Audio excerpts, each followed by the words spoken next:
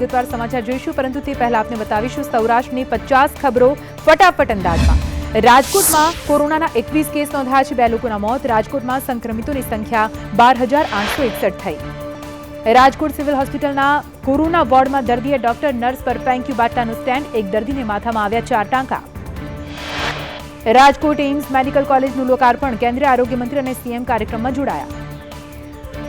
કોલેજમાં 50 વિદ્યાર્થીની પ્રથમ બેન્ચ શરૂ થશે। 17 મેડિકલ પ્રોફેસર કરાવશે એનાટોમી, ફિઝિયોલોજી અને બાયોલોજીનો અભ્યાસ।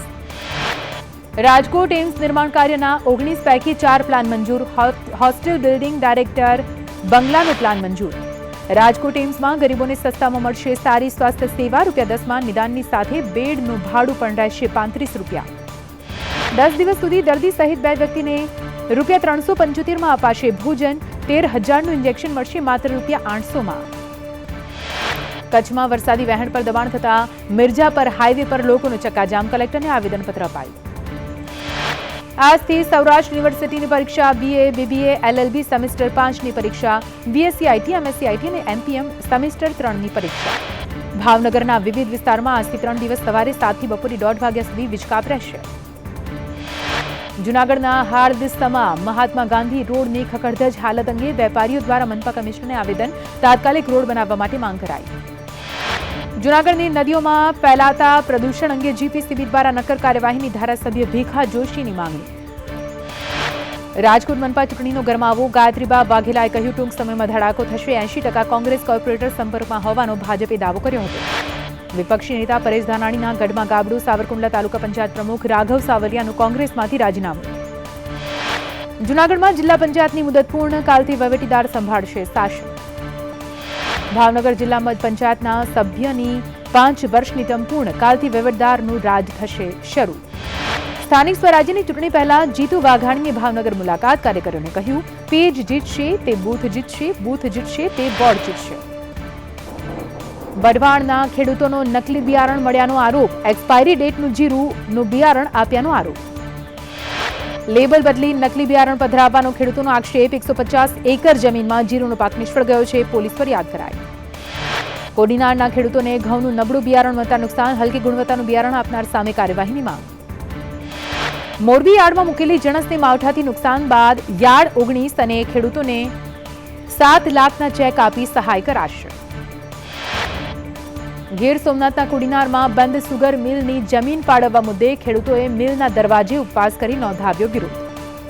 પોરબંદરના ખંભોદર ગામે યુથ કોંગ્રેસ અને ખેડૂતો દ્વારા કૃષિ બિલ રદ કરવાની માંગ સાથે વિરોધ।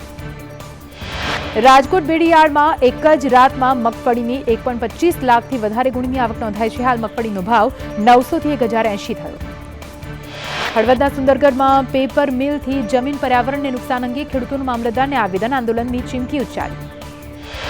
હળવદ નર્મદા વિભાગની ઓફિસમાં ખેડૂતોનો હોબાળો, વાવેતરના મહિના બાદ પણ પિયતનું પાણી ન મળતા સિઝન નિષ્ફળ જવાની ભીતિ। ગરડામાં સ્વામી પર ડેપ્યુટી એસપી નકુમ દ્વારા ગેરવર્તન મુદ્દે લક્ષ્મીનારાયણ દેવ યુવક મંડળે મામલતદારને આવેદન આપ્યું। દેવ પક્ષના સંતોએ ડેપ્યુટી એસપી સાથે મળી રમેશ ભગત સાથે ગેરવર્તન કરવા બદલ કાર્યવાહીની માંગ કરાઈ।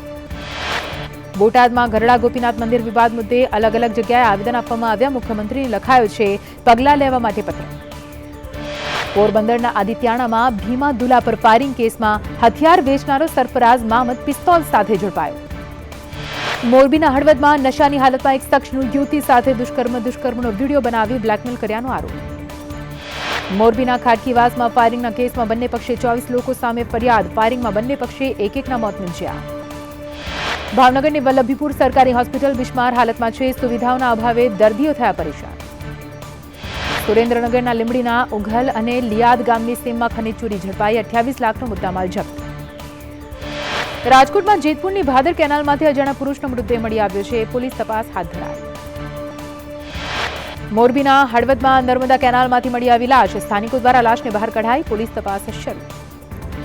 રાજકોટમાં દીકરીનો જન્મ થતા હોસ્પિટલમાં જ પત્ની સાથે ઝઘડ્યો પતિ, પુત્ર માટે દબાણ કરતો હોવાની પરિણીતાની ફરિયાદ। દ્વારકાને જોડતા મહત્વના હાઈવે પ્રોજેક્ટમાં ભ્રષ્ટાચારની ગંધ, બરડિયા બ્રિજના લોકાર્પણ પહેલા જ રોડનું કામ નબળું, બ્રિજમાં તિરાડો દેખાઈ। ઉત્તર ભારતમાં હિમવર્ષા અને વેસ્ટર્ન ડિસ્ટર્બન્સના કારણે સૌરાષ્ટ્રમાં વધશે ઠંડી, 27 થી 30મી ડિસેમ્બર દરમિયાન પડશે ગાત્રો થીજવતી ઠંડી। સોમનાથ મંદિરના શિખર પર લગાવાય છે 66 સુવર્ણ કળશ. મંદિર ટ્રસ્ટ દ્વારા કળશ પ્રાયોજના શરૂ કરાઈ. ગીર સોમનાથ તલાલામાં 2.8ની તીવ્રતાનો ભૂકંપ અનુભવાયો. તલાલાથી 13 કિલોમીટર દૂર એપી સેન્ટર.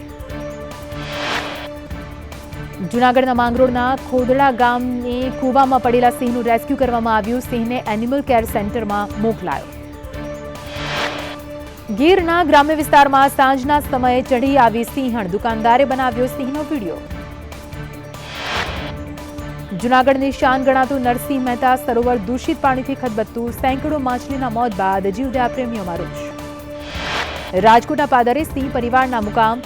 સુરધાર રેન્જમાં 25 દિવસથી સિંહના આંટાફેરા વધ્યા. કોડીનાડના ચીડીવાવ ગામે દીપડાનો આતંક. 7 વર્ષની બાળકી પર દીપડાનો હુમલો.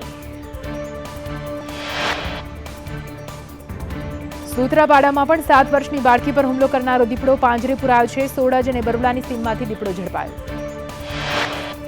જામનગરના કાલાવડના નવા ગામ અને જામવાડીમાં દેખાયો દીપડો. ફોરેસ્ટ વિભાગે દીપડાની શોધખોળ હાથ ધરી. અમરેલીના સાવરકુંડલાના જેસર રોડના ખેતરમાં લાગેલી આગમાં મોટા પાયે નિરણ બળીને ખાખ. ફાયર બ્રિગેડે આગ પર મેળવ્યો કાબુ. અમરેલીના બગસરામાં લાંબા સમયથી ચાલી રહેલા 2 કિલોમીટરનું રસ્તાનું કામ પૂર્ણ ન થતા વેપારીઓ પરેશાન. રજૂઆત ધ્યાને ન લેવાય.